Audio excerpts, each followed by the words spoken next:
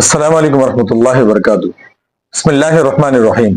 ناظرین، آج جو ہے پہلی تاریخ ہے اسلامی مہینے سال کی اور قمری سال اور مہینے کی، اور اسی طریقے سے ہجری سال اور مہینے کی۔ ابھی اس کے اندر یہ تین طرح کے لوگ نام استعمال کرتے ہیں، جس طرح کے اسلامی سال اور مہینہ بھی کہا جاتا ہے، قمری سال اور مہینہ بھی کہا جاتا ہے، ہجری بھی کہا جاتا ہے۔ اس کی وجہ کیا ہے؟ اس کی وجہ یہ ہے کہ اسلامی سال اس وجہ سے کہا جاتا ہے کہ اسلام کے جتنے بھی احکامات ہیں، جس طرح نماز، روزے وغیرہ، سارے کے سارا اس کے ساتھ تعلق رکھتا ہے۔ اور اسی طریقے سے اس کو قمری مہینہ جو کہا جاتا ہے، قمری مہینہ کہنے کی وجہ یہ ہے کہ یہ اس کے جو دن تاریخ ہے اس کا تعلق چاند کے ابتدا سے اور اس کی انتہا تک ہوتا ہے، اس کا تعلق۔ اور ہجری تاریخ جو کہا جاتا ہے، ہجری تاریخ کی ابتدا وہاں سے ہوئی جو نبی پاک صلی اللہ علیہ وسلم نے ہجرت کی، تو اس وقت سے یہ دن تاریخ کی ابتدا ہو گئی ہے۔ پہلے یہ اسلامی تاریخ، قمری مہینے، قمری سال، ہجری، یہ چیزیں نہیں تھی، اس لیے کہ مشرکین مکے کے زمانے میں وہ دن تاریخ کا کوئی تعین اس زمانے میں نہیں ہوا کرتا تھا۔ تو اللہ کے نبی صلی اللہ علیہ وسلم کے زمانے میں بھی جو اس زمانے کے رائج جو دن تاریخ تھے وہی چلتے تھے، عیسوی تاریخ تھی یا جو بھی تھا وہ دن تاریخ اس وقت چلتا تھا، لیکن مسلمانوں کا اپنی کوئی تاریخ کے اعتبار سے کوئی دن تاریخ نہیں ہوا کرتا تھا۔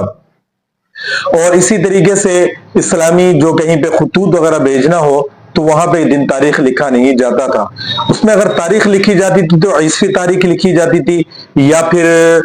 کوئی اور اس زمانے کی جو تاریخ چلتا تھا اس کو لکھا جاتا تھا۔ سیدنا عمر فاروق رضی اللہ تعالیٰ عنہ کے زمانے خلافت تھا، ابو موسیٰ اشعری رضی اللہ تعالیٰ عنہ نے حضرت عمر کو خط لکھا کہ آپ جو خطوط بیچتے ہیں، کوئی بھی احکامات جاری کرتے ہیں، کوئی بھی فیصلہ کیا جاتا ہے، اس میں دن تاریخ لکھا ہوا نہیں ہوتا ہے، تو جس کی وجہ سے یہ معلوم نہیں ہو سکتا یہ حکم پہلے کا ہے یا بعد کا، یہ فیصلہ کب کا پتہ نہیں چلتا۔ البتہ اگر کوئی خطوط بھیجی جائے اس میں دن تاریخ لکھی جائے تو یہ پتہ چل جائے گا کہ بھئی یہ آپ کی طرف سے کب آیا ہے اور یہ پھر کب پہنچا ہے، اور اس کے بعد یہ نافذ العمل کب ہوا ہے۔ جب ابو موسیٰ اشعری رضی اللہ تعالیٰ نے اس طرف جب ان کا رجحان کروایا ہے تو پھر سیدنا عمر فاروق رضی اللہ تعالیٰ نے صحابہ کی جماعت کو بلوایا، صحابہ کرام کو بلوایا، ان سے مشورہ کرنے کے لیے کہ اب اس کے لیے کیا کیا جائے۔ تو صحابہ کی اس میٹنگ کے اندر، اس مشورے کے اندر مختلف آراء آئے ہیں، مختلف رائے ہیں۔ سب سے پہلی رائے یہ آئی کہ دن تاریخ کی جو مسلمانوں کی شروع کی جائے وہ اللہ کے نبی صلی اللہ علیہ وسلم کے ولادت سے کی جائے، اور دوسری جماعت کی رائے یہ آئی کہ آپ صلی اللہ علیہ وسلم نے جس سال نبوت کا اعلان کیا اللہ کی طرف سے اور اللہ کی طرف لوگوں کو بلایا اور کلمے کی دعوت دی، اس وقت سے اس کی ابتدا کی جائے۔ اور تیسری جماعت کی رائے یہ آئی کہ اللہ کے نبی صلی اللہ علیہ وسلم مکہ چھوڑ کر جب مدینے، اور چوتھی جماعت کی رائے یہ آئی کہ آپ صلی اللہ علیہ وسلم کی وفات سے مسلمانوں کی تاریخ اور مہینے اور سال کی تعین کی جائے۔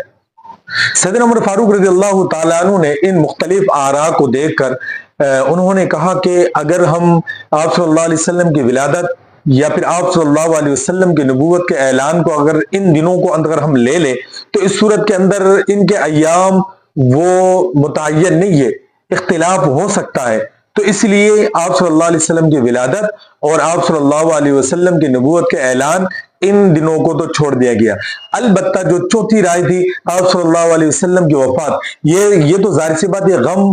غم کا سال ہے، حزن کا سال ہے، یہ مناسب یہ بھی نہیں ہوا۔ اور پھر رہ جاتی جو تیسری رائے ہے کہ آپ صلی اللہ علیہ وسلم نے جو ہجرت کی وہ ایک رہ جاتا ہے، اور ایک روایت میں آتا ہے کہ سیدنا علی المرتضی رضی اللہ تعالیٰ عنہ کی رائے یہ تھی کہ وہ ہجرت سے کی جائے۔ تو حضرت عمر فاروق رضی اللہ تعالیٰ عنہ نے فیصلہ کر دیا کہ مسلمانوں کو جو دن تاریخ ہے، اسلامی تاریخ، وہ ہجرت سے اس کی ابتدا کی جائے گی۔ ہجرت سے اگر دن تاریخ اور سال کی اگر ابتدا کی جائے تو یہ سمجھ لے اس کے اندر ایک بات یہ واضح ہو جاتی ہے کہ ہجرت سے کفر اور باطل کے درمیان امتیازی فرق ہو گیا۔ اور نمبر دو، ہجرت وہ سال ہے جس میں اسلام کو اللہ پاک نے عزت دی اور قوت ملی۔ اور نمبر تین، یہ وہی سال تھا کہ جس میں مسلمان بشمول اللہ کے نبی صلی اللہ علیہ وسلم بغیر کسی خوف و خطر کے اپنے رب کی عبادت کرنے لگے۔ نمبر چار، یہ وہی سال تھے جس میں مسجد نبوی علیہ الصلوۃ والسلام کی بنیاد رکھی گئی اور مسجد کی تعمیر کی گئی۔ ان تمام باتوں کی وجہ سے یہ تمام صحابہ بھی اس بات پر متفق ہو گئے کہ مسلمانوں کا جو تاریخ کا آغاز ہے وہ ہجرت سے کی جائے۔ پھر دوسرا مسئلہ اس کے اندر یہ آتا ہے کہ ہجرت سے تو شروع کر دی جائے، لیکن 12 مہینے ہوتے ہیں، ان 12 مہینوں میں سے کس مہینے سے اس کی ابتدا کی جائے؟ اس میں 4 قسم کے رائے آئے۔ نمبر 1، بعض نے کہا کہ رجب کے مہینے سے سال کی ابتدا اور اس مہینے کی ابتدا کی جائے، اور دوسری رائے یہ آئی کہ رمضان مبارک کے مہینے میں ابتدا کی جائے، اس لیے کہ یہ برکت والا مہینہ ہے۔ اور تیسری جماعت کی رائے یہ تھی کہ محرم الحرام سے مہینے کی سال کی ابتدا کی جائے، اس لیے کہ اس مہینے میں حجاج کرام حج سے فارغ ہو کر اپنے گھروں کو پہنچ جاتے ہیں، تو یہ مناسب ہوگا کہ محرم الحرام سے پہلا مہینہ اور اس کی ابتدا کی جائے۔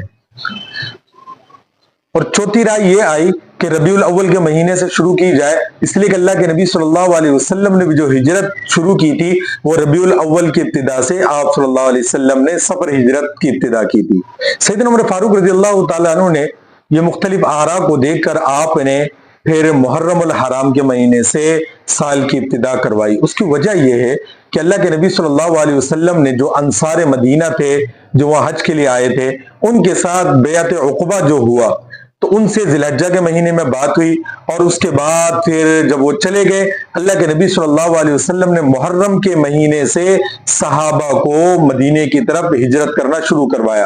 اور وہ پھر آپ صلی اللہ علیہ وسلم کے ربیع الاول میں جب آپ نے ابتدا کی، ربیع الاول میں آپ نے ہجرت فرمائی، تو سمجھ لے ہجرت جو محرم کے شروع سے کر کے آپ صلی اللہ علیہ وسلم کے ربیع الاول تک اس کی تکمیل پہنچی ہے۔ تو غرض یہ ہے کہ اللہ کے نبی نے محرم کے شروع سے صحابہ کو مدینے کی طرف ہجرت کے لیے روانہ کرنا شروع کر دیا تھا۔ نمبر 2، صحابہ کرام یا مسلمان جب حج کر لیتے ہیں ذی الحجہ کے مہینے میں، تو پھر وہ پہنچتے پہنچتے سمجھ لیں ذی الحجہ کے اینڈ ہو جاتا ہے اور پھر محرم شروع ہو جاتا ہے۔ تو مناسب بھی یہ ہے کہ ایک بڑے فریضہ ادا کرنے کے بعد وہ اپنے گھر والوں کے ساتھ خوشی کے ساتھ نئے سال کی ابتدا ہو اور اپنے وہ گھر والوں کے ساتھ رہے، اس وجہ سے محرم الحرام کے مہینے سے اس کی ابتدا کی گئی۔